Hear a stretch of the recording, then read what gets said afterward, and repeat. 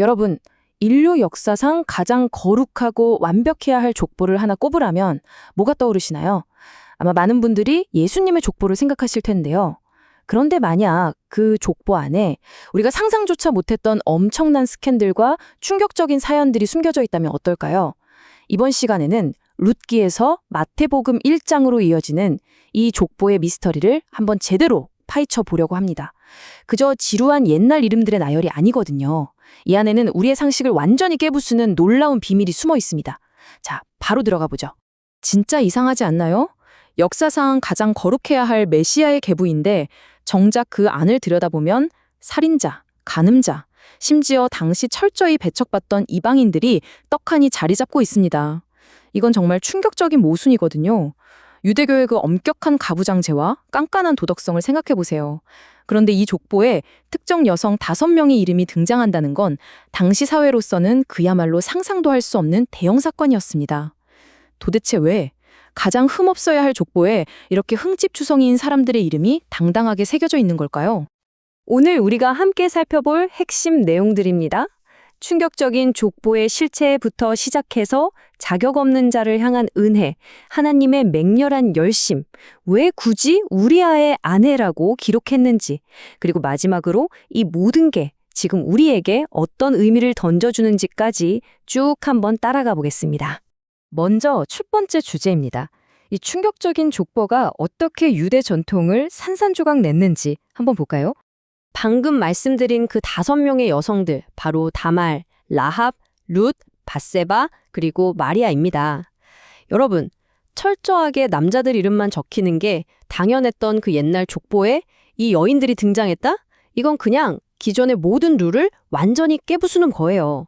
근데 재미있는 건 이게 절대 우연히 들어간 게 아니라는 겁니다. 이 이름들이 여기 있다는 것 자체가 인간의 얄팍한 상식을 훌쩍 뛰어넘는 정말 파격적이고 비전통적인 하나님의 은혜를 의도적으로 쾅 하고 보여주는 거죠. 자, 그럼 이어서 두 번째 내용으로 넘어가 보죠. 자격 없는 자를 위한 은혜입니다. 이 족보에 나오는 앞에 4여인을 가만히 보면요. 크게 죄인들과 이방인들로 나눌 수가 있습니다. 다말은 시아버지와 정말 충격적인 관계를 맺었고 밧세바는 간음에다 살인교사라는 엄청난 꼬리표를 달고 있었죠. 그럼 라합과 룻은 어떨까요? 라합은 당시 철저한 외부인이었던 가나안 출신 기생이었고요. 룻 역시 모압 출신의 이방인이었습니다. 여기서 우리가 뭘 알 수 있냐면요. 하나님의 은혜는 사람들이 그어놓은 도덕적 기준이나 핏줄 같은 경계선을 아예 신경 쓰지 않는다는 겁니다. 철저한 죄인을 부르시고 완전한 외부인을 가장 거룩한 언약의 중심축으로 확 끌어들이시는 거죠. 한마디로 우리가 가진 스펙이나 조건은 구원의 근거가 될 수 없다는 겁니다. 이 족보는 우리에게 아주 강력하게 외치고 있어요. 예수님은 도덕적으로 완벽한 엘리트들을 위해 오신 게 아니라 바로 이렇게 흠집 많고 자격 없는 사람들을 위해 오셨다고 말이죠.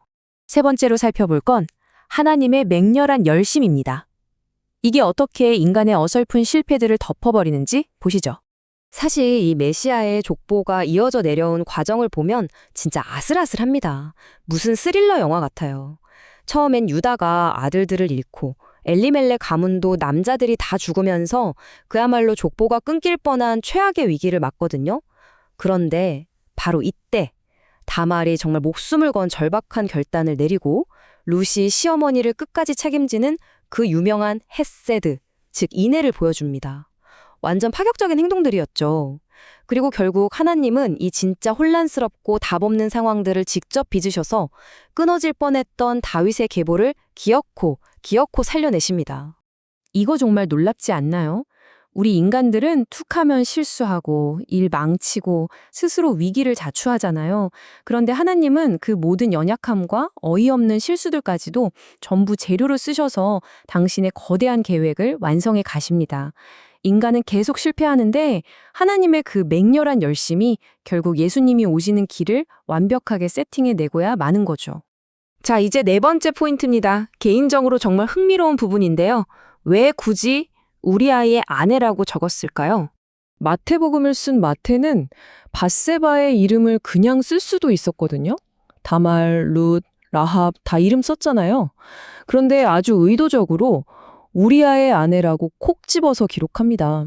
도대체 왜 이렇게 여과 없고 껄끄러운 표현을, 그것도 거룩해야 할 족보에 대놓고 박아 넣었을까요?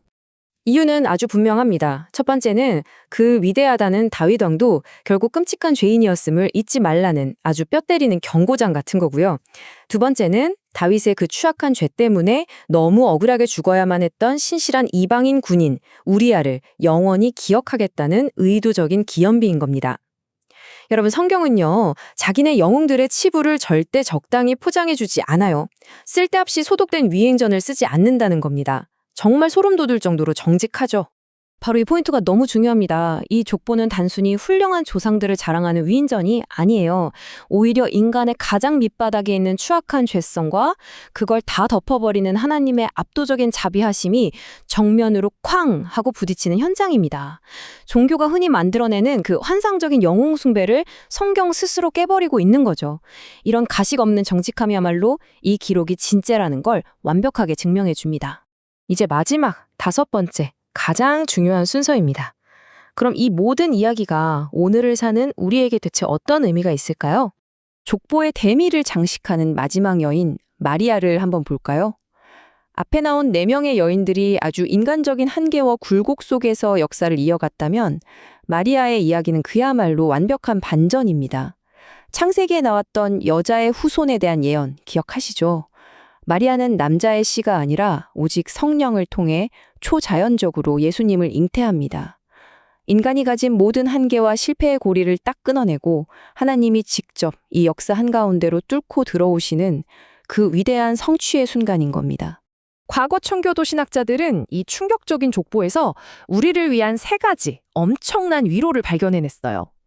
첫째, 여러분의 과거가 아무리 부끄럽고 망가졌어도 하나님의 계획을 절대 막을 수 없다는 겁니다. 둘째, 그래서 교회는 잘난 사람만 모이는 곳이 아니라 흠 있는 자와 없는 자가 함께 어우러지는 완벽하게 평등한 은혜의 공동체가 되어야 한다는 거고요. 마지막 셋째, 이 세상의 모든 복잡한 역사는 결코 우연이 아니라 철저하게 예수 그리스도를 향해 정밀하게 맞춰져 있다는 사실입니다. 오늘 이야기를 마무리하면서 이 강력한 문장 하나를 여러분 마음에 꼭 남겨드리고 싶습니다. 인간은 전적으로 타락했지만 하나님은 전적으로 신실하시다. 우리가 과거에 어떤 짓을 했든 지금 어떤 상태이든 하나님의 그 스캔들 같고 파격적인 은혜는 우리를 다시 품기에 충분하고도 남습니다. 이 오래된 마태복음의 족보는 그저 따분한 이름표가 아니에요. 자격 없는 우리 모두를 향해 하나님이 보내시는 아주 강력하고 압도적인 러브레터죠. 여러분의 그 흠집난 과거조차 하나님의 위대한 스토리를 써내려가는 완벽한 재료가 될 수 있다면 여러분은 오늘 어떤 은혜의 이야기를 새롭게 써내려 가시겠습니까?